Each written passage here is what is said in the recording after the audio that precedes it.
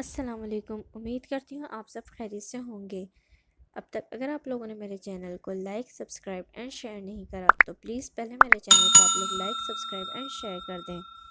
तो चलें शुरू करते हैं हम आज की अपनी रेसिपी को। आज की हमारी रेसिपी है मिक्स सब्ज़ी का पुलाव। तो चलें स्टार्ट करते हैं।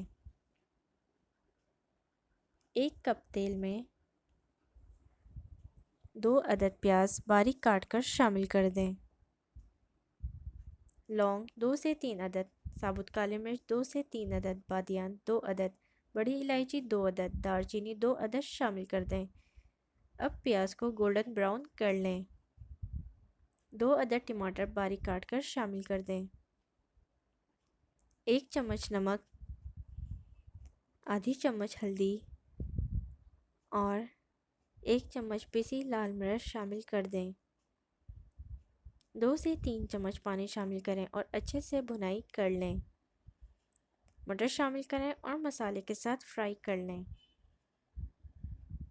2 से 3 अदद आलू बारीक काट कर शामिल कर दें। आधा कप पानी शामिल करें और 10 मिनट आलू गलने तक पकाएं। गाजर बारीक काट कर शामिल कर दें और 4 से 5 मिनट पकाएं। अब 5 से 6 अदद हरी मिर्चें शामिल कर दें। 3 कप पानी शामिल करें। पानी में उबाल आ जाए तो 3 चम्मच नमक शामिल कर दें। अब चावल शामिल कर दें